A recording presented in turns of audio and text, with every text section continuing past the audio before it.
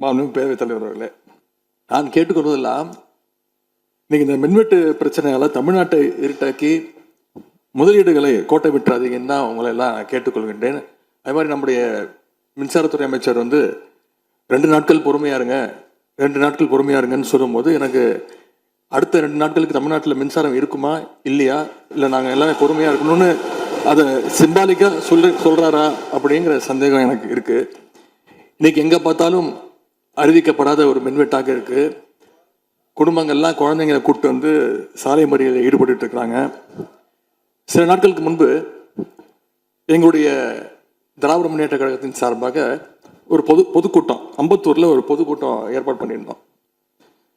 அங்க எங்களுடைய முன்னாள் அமைச்சர், இப்போ சட்டமன்ற உறுப்பினர் அண்ணன் தங்கம் தென்னரசு அவர்கள் சிறப்பு பேச்சாளராக போயிருந்தார். அவர் பேச ஆரம்பிச்சோடனே கரண்ட் கட் ஆயிடுச்சு. 30 நிமிஷம் வரைக்கும் காத்திருந்து நாங்கள் என்ன பண்ணிட்டோம், பொதுக்கூட்டத்தை அரசுக்கு எதிரான ஒரு ஆர்ப்பாட்டமா மாற்றி, கரண்டே வரல, ஆர்ப்பாட்டமா நடத்தி முடிச்சிட்டோம். அது மட்டும் இல்லை, இன்னைக்கு தமிழ்நாட்டில் பல்வேறு இடங்கள்ல, திருவண்ணாமலையில் கிரிவல பாதையில் மக்கள் போறப்போ தினசரி பவர் கட் பண்றாங்க. அவங்களுடைய பாதுகாப்பை இன்னைக்கு ஒரு மிகப்பெரிய ஒரு கேள்விக்குறியா ஆக்கி வச்சிருக்கு இந்த அரசு.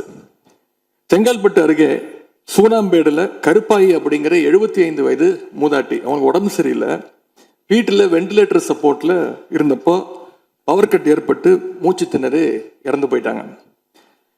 பவர் இல்லைன்னு தொகுதி எம்எல்ஏட்ட போய் கேட்கலான்னு பார்த்தா எம்எல்ஏ யாருன்னு மக்களுக்கு தெரியல. நிறைய பேருக்கு இங்க இருக்கக்கூடிய எல்லாம், நான் தவறா சொல்ல, எல்லாமே புதுமுகங்கள். நமக்கே பாரு போய் வெளில பார்க்கும்போது ஒரு எம்எல்ஏவா இல்லையா அப்படின்னு தெரியல, உள்ள வந்தா தான் தெரியுது. முன்னெல்லாம் புயல் மழை நேரத்தில் ஸ்கூலுக்கு லீவ் விடுவாங்க. ஆனா இந்த ஆட்சி அமைஞ்ச பிறகுதான் முதல் முறையா கரண்ட் இல்லைன்னு ஸ்கூல்ஸ்க்கு லீவ் விட ஆரம்பிச்சிருக்காங்க. சென்னை, பெரம்பூர் மற்றும் வியாசர்பாடியில் கடந்த ஜூன் 9ஆம் தேதி அன்னைக்கு 4 தனியார் பள்ளிகளுக்கு கரண்ட் இல்லைன்னு லீவ் விட்டாங்க. முன்னாடி மழை வர்றப்பெல்லாம் ஸ்கூல் பசங்க டிவி ஆன் பண்ணி இன்னைக்கு ஸ்கூல் இருக்கா இல்லையான்னு தெரிஞ்சுப்பாங்க. ஆனா இப்பெல்லாம் டிவி ஆன் பண்ண முடியலன்னு தெரிஞ்சுக்கிறாங்க, சரி இன்னைக்கு கரண்ட் இல்லை, இன்னைக்கு ஸ்கூல் லீவ் தான் அப்படின்னு. ஸோ ஒரு மிகப்பெரிய ஒரு அட்வான்ஸ் டெக்னாலஜி இந்த அரசு உருவாக்கி இருக்கு. எதிர்கட்சியான எங்க பொதுக்கூட்டத்தில் தான் பவர் கட் ஆகுதோன்னு நான் கூட நினைச்சிட்டு இருந்தோம், வருத்தப்பட்டோம்.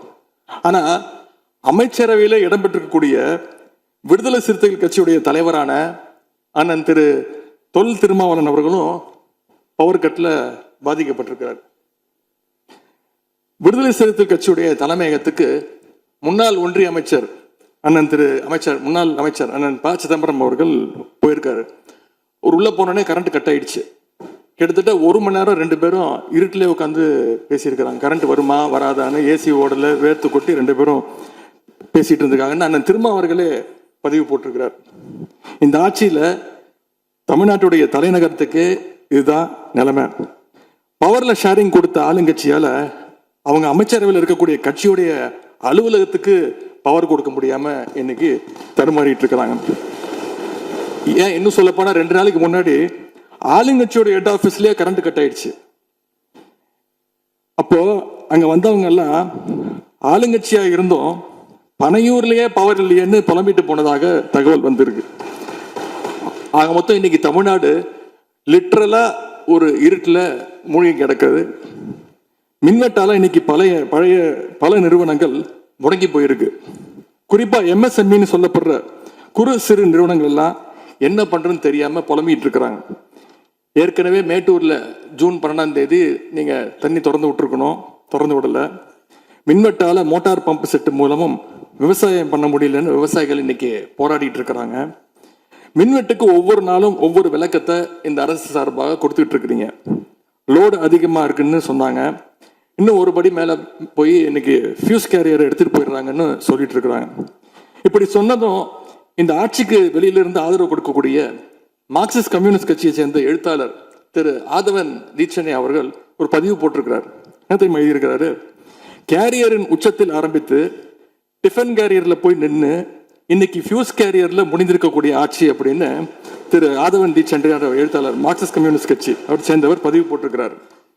பவர் கட்டுக்கு இவங்க சொல்ற காரணங்கள் எதையுமே மக்கள் ஏத்துக்கலன்னு தெரிஞ்சதும் இவங்களோட வழக்கமான ஒரு ஆயுதத்தை கையில் எடுத்துட்டாங்க. என்ன தெரியுமா அது ஆயுதம்? எல்லாத்துக்கும் திமுக தான் காரணம் அப்படின்னு சொல்றது.